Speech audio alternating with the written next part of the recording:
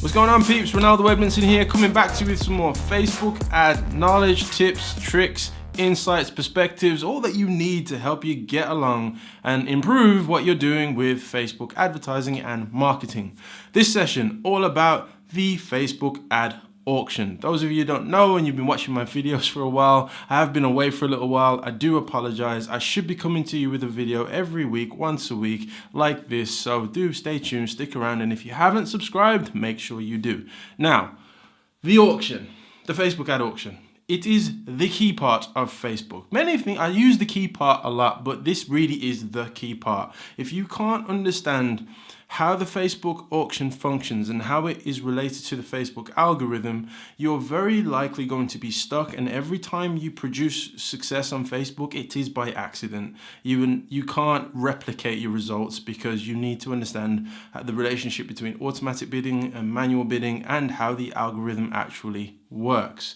Now, first of all, start with purpose so we're all on the same page. Purpose of the auction is very simple. It's just like an auction. If you was to go to an auction and trying to bid for stuff, you are simply bidding on the space of Facebook so your ad can be shown. That's it, right? So you want to pay X amount to Facebook and you want your ads to be shown to people who like basketball jerseys, MMA jerseys, whatever other type of sports jerseys I can think of right now.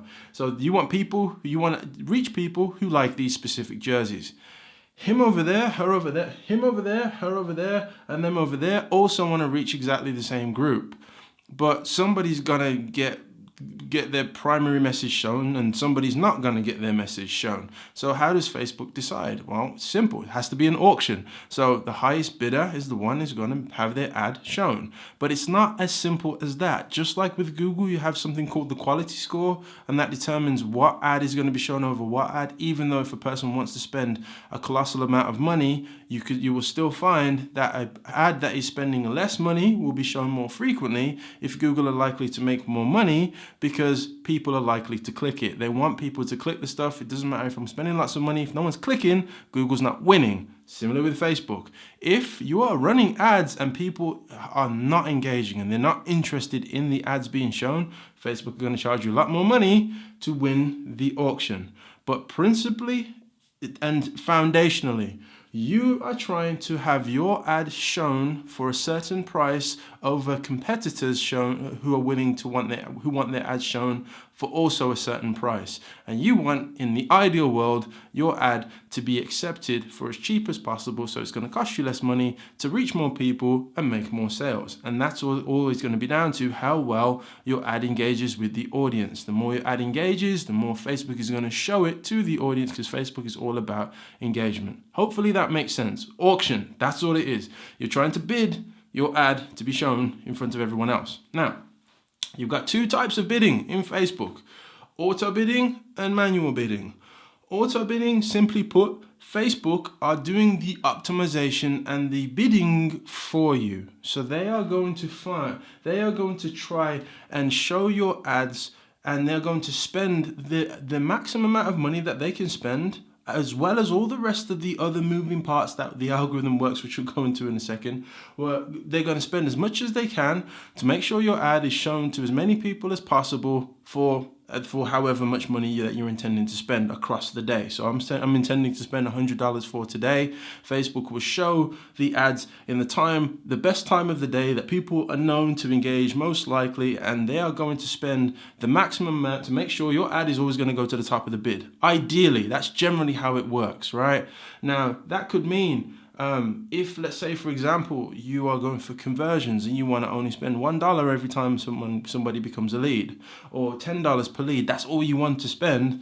If you use auto bidding is going to it can end up costing you $50 a lead. They would just keep showing your ad to people who they think are most likely to do the action, but they have no cap or no limit on what that is going to cost you. So it can end up costing you very expensive if you use auto bidding, but you've got an intended cap on how much you want to pay for a specific action, for a click, for a lead, for a sale, for whatever else, right? And that is, of course, where the power of manual bidding comes in. So I never used to advocate manual bidding until I've matured as an advertiser and over time. If you can't force the amount that you want to pay, if you can't strictly define the amount you want to pay, technically speaking, every campaign that you run is always going to be kind of a luck of a draw.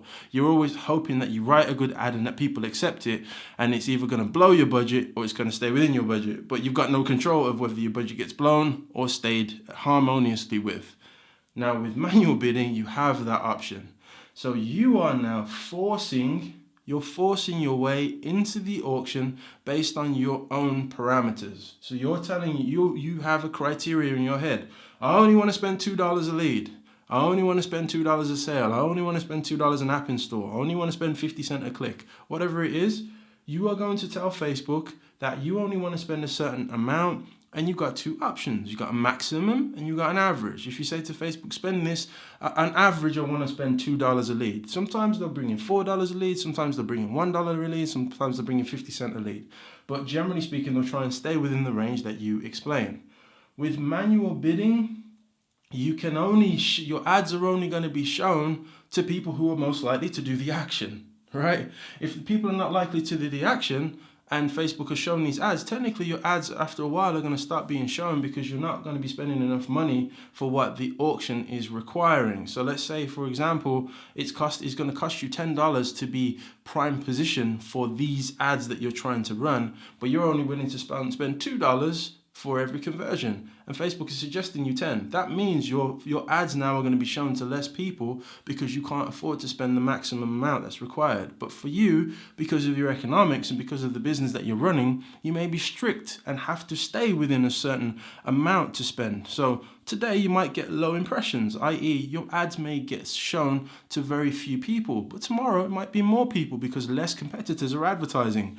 But because you stringently want to stay with your $2 a lead, install, sale, whatever it may be, you need to make sure that you don't ever go over that. And that's always going to be done with manual bidding.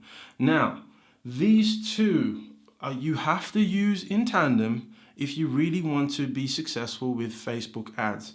You can be successful with just auto bidding. For a long time, we were successful only with auto bidding. But now, and when we've switched to manual, we've completely changed the game. And why? It's all because of this here, the algorithm. Remember how the Facebook algorithm works, what its whole purpose is. Facebook, my friends, of course, I've said in many other videos, it is a behavior database. That is, they have lots of logged behavior, but from over 1 billion people, daily active users who do a variety of different things. And so they collect all this data and they collect all these behavior insights, and they can align people who are most likely to do a similar thing to those people over here. Now, just because I live in the UK doesn't mean there isn't somebody who lives in Brazil that won't be into similar things that I am. So the first thing that you need to understand about the algorithm is that it needs to be broad. The broader you allow your ads to run demographically, the better it's going to be for you, pure and simply because Facebook can now have more options to find more people who are likely to do that action. Hope that makes sense. Most of the time, people will say, oh, you know what, run your ads targeted specifically to a specific tiny group. The problem in doing that is Facebook doesn't have enough room to go and find people who are very similar, who are likely to do that action, because they've only got a tight area that you've defined. Widen the area, Facebook now have more people to be able to find who are likely to do your action. Think about it like, let's say I run a dental practice, right? And I want I'm looking for people who are willing to spend £5,000 per time per patient. So every patient is willing to spend £5,000 per time I do any kind of work on them, right? How many people in my little local vicinity is likely to do that? Probably very little. Now, how many people in the world can afford to do that? Many, right? So you're trying to use the opportunity of being able to reach more people who are likely and to qualify to do those actions, and Facebook have that data for you. So broader, better. Now, the other thing, and kind of I've just touched on, is about Facebook will be looking for people who are similar actions, similar profiles, similar behaviors, similar likelihoods, similar in so many different ways. They've got 2,000 different data points, probably more. That was the last time I referenced it. But last I checked, it was 2,000 different data points on how we do things. So there's plenty of insights they have on people who are most likely to do a similar action. And Facebook, my friends, they need data in order to work, right? So many times people will try and start with manual bidding from day one. Well, if you start with manual bidding from day one, Facebook sometimes haven't got enough data to know that you can actually get an install for $2 and for $2 every time. That you can get a lead for $2 every time. You need to go to auto bidding. Auto bidding, to start off with, try and collect your 25 leads or 20 leads, or this is what Facebook recommend, around about 25 leads or 20 sales or 20 conversions as it's called. Try and collect your conversions so Facebook have built some intelligence and data in their algorithm. Once they have the intelligence and the data, they now know who are the people who are most likely to do the action that you're looking for. Now you can move to manual bidding and say, okay, Facebook, you've brought me leads at $5 a lead, but you know what? I only want to spend $3 every time I get a lead now. I'm going to put that into my manual bidding and say on average, I want to spend $3 a lead. And Facebook will be like, yeah, well, I know the people who have already converted and became a lead for you and filled out the details or filled out the form. So we'll go and find people who are most likely to like them. We may find some people at the cost that you're looking for, but we may not find many people like that. So your lead volume may decrease, but your lead conversion rate and your cost per lead is going to be consistent because you forced it through manual bidding. Guys, this is the key to Facebook ads. This is where the ninja stuff happens, but it's actually still very logical and very philosophical. When you understand the principle behind Facebook, it's a behavior database. Their primary game is about engagement. The more my ads are going to be engaging, the cheaper Facebook is going to charge me. My ads need to show in front of other people who are also competing for bids. In order for my ads to be shown to people who are likely to do the action that I want them to do, Facebook needs some data from me first. Best thing for me to do is let Facebook automatically go and find the people who I'm looking for leads and sales and whatever else. Once they've got enough data, I switch to manual bidding. Now I'm in a place where I can predict how many leads I'm getting tomorrow, and I'm never going to overspend. How many sales I'm getting tomorrow, never going to overspend. Hopefully that makes sense. If you have any questions at any time, of course, comment. Of course, as well, like the video and share it. There's somebody out there who's struggling with Facebook ads, or they're struggling with bidding and the auction or whatever else, and they're overspending, and they probably appreciate if you share this video with them. Bye for now.